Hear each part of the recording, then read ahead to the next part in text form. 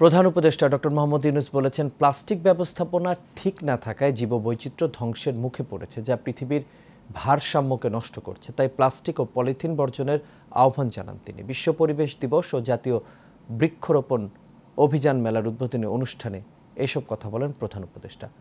রকিব মানিকের রিপোর্টে বিস্তারিত। সকালে রাজধানীর চীন মৈত্রী সম্মেলন কেন্দ্রে বিশ্ব পরিবেশ দিবস ও জাতীয় বৃক্ষরোপণ অভিযান মেলার উদ্বোধন করেন প্রধান উপদেষ্টা ডক্টর মোহাম্মদ ইউনূস। অনুষ্ঠানে সরকার প্রধান বলেন, পলিথিন ও প্লাস্টিকের সঠিক ব্যবস্থাপনা ঠিক না থাকায় জীববৈচিত্র্য ধ্বংসের মুখে পড়েছে। প্লাস্টিক এমন জিনিস হয়েছে যা পরিবেশকে হুঙ্কার দিচ্ছে। প্লাস্টিকের ব্যবহার পৃথিবীতে 3 ধরনের সংকটকে বাড়িয়ে দিয়েছে: জলবায়ুগত সংকট, প্রকৃতিগত সংকট, জীববৈচিত্র্যের ক্ষতি।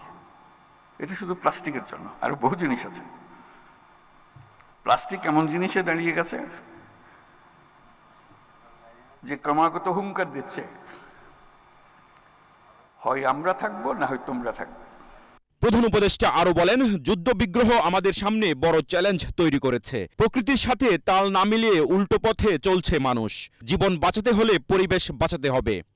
যুদ্ধ বিগ্রহ, প্রযুক্তির ব্যাপক প্রসার, অপব্যবহার আমাদের সামনে নানা রকমের চ্যালেঞ্জ সৃষ্টি করেছে। কিন্তু সেই চ্যালেঞ্জটা আমরা এখনো অনেকে উপলব্ধি করতে পারছি না, সেটা হলো প্রকৃতির বিধ্বংসী রূপ। এটা প্রকৃতির দোষ না, এটা আমাদের দোষ। আমরা মানুষ যারা এখানে বসবাস করি, প্রকৃতির সঙ্গে তাল মিলিয়ে চলার কথা, সেটা তাল মিলিয়ে না চলে উল্টো দিকে চলে। প্লাস্টিকের দূষণ রোধে জেগে উঠতে হবে, এমনকি এর সমাধান করতে হবে, না হলে অস্তিত্ব হুমকির মুখে বলেও জানান সরকার প্রধান।